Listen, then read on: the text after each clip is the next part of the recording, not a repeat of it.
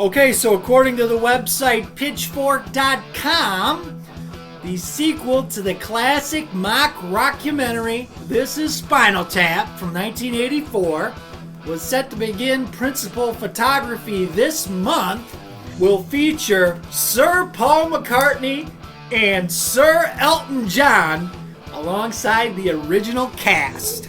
Now, I guess filming of the movie had been delayed several months because of the writer's strike, but apparently they're set to go. Now, I don't really think that the question is who's going to be involved in the Spinal Tap sequel as much as do we really need a sequel to Spinal Tap?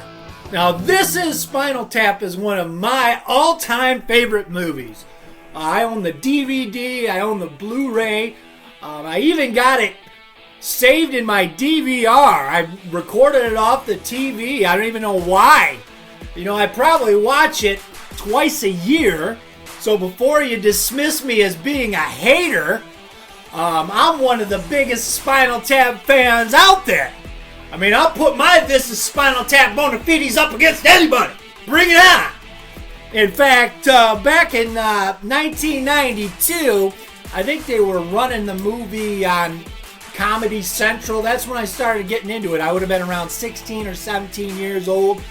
Really got into it. I was all about Comedy Central at the time, you know, Mystery Science Theater, all the stand-up stuff. But This Is Spinal Tap was on there constantly, and I really got into it. I even went out and bought the CD they made in 92, Break Like the Wind. So that's how much I was into it. That's how much I am into it. So don't dismiss me as some kind of a hater, because I'm as big of a fan as anybody. But personally, I just don't think at this late stage of the game we really need to see a This Is Spinal Tap sequel. I mean, the Spinal Tap guys in the ensuing years made numerous appearances in character on television. They've done numerous concert tours as Spinal Tap. But it seems to me anytime I see them on TV, you know, in character, in costumes, it's just never really had the same magic as it did in the original movies. It doesn't even seem like they can really do the voices anymore. They don't really sound like the characters anymore. The stuff they try to do, it just falls flat, man. I think one time Christopher Guest even did something for a guitar magazine where he did some shtick about an amplifier capo, and it just wasn't, I don't know, man, it just wasn't that funny. And this is from somebody who loves the movie, man. I think the funniest Spinal Tap related thing I've seen since the movie came out was when Christopher Guest did an interview with Ricky Gervais, and he explained how he came up with the character Nigel Tufnell.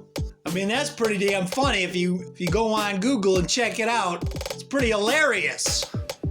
Maybe you disagree, but I really don't see the point of them going out and doing a Spinal Tap sequel at this point. I mean, maybe they feel like there's I know they're artists, they're creative people. Maybe they feel like there's comedy to be mined from the premise at this point. They think they can make something that's really good. I mean, I know they don't need the money. I mean, Rob Reiner, forget about All in the Family and the movies. The dude did Castle Rock, which produced Seinfeld. So you know the guy's awash in cash. He doesn't need money. Harry Shearer has been on The Simpsons, one of the most successful series of all times. You know he doesn't need the money. Michael McKean, Christopher Guest, I don't know, maybe they need the money, who knows? But I just don't see the point of it. To be honest with you, I just got a feeling there's going to be some political stuff in the movie, just based on the people involved. Rob Reiner, his politics, very outspoken, and even Christopher Guest, McKean, and Shearer have done political fundraisers. I just got a bad feeling there's going to be a lot of political stuff, and I don't, thinking about as many times as I saw the original movie, I don't really remember any political stuff in the original. Now, maybe there was some subtle political stuff that just went over my head, you know. Maybe the movie in and of itself had a political message that just slipped past my feeble mind. Who knows? It's possible. I certainly wasn't looking for a political message. I didn't glean anything out of it, and this is all pure conjecture at this point. I have no idea if there's going to be any politics in the movie. Just based on the current climate in Hollywood, where everything's got to be political, and just the world in general, where everything's just so politically charged. The fact that they're making this movie, Rob Reiner, is probably going to be some political stuff, and I don't really not interested in it, man, to be honest with you. Fact of the matter is, I'm as interested in seeing Pauly Shore make a comeback in the Richard Simmons biopic as I am in seeing Spinal Tap come back, man. Just not into it.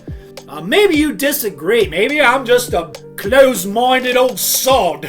But I don't know. I'm just not interested. So let me know what you think, Spinal Tap fans out there. Maybe you think I'm way off base. Maybe you're chomping at the bit to see this thing. But I'm not. I'm not going to no movie theater or, I don't even really stream, to be honest with you. I don't do Netflix or any of that other crap. So I'm not going to be looking for this thing. I'd rather just see the movie lie where it lies. This is Spinal Tap. One of the classic movies of all time.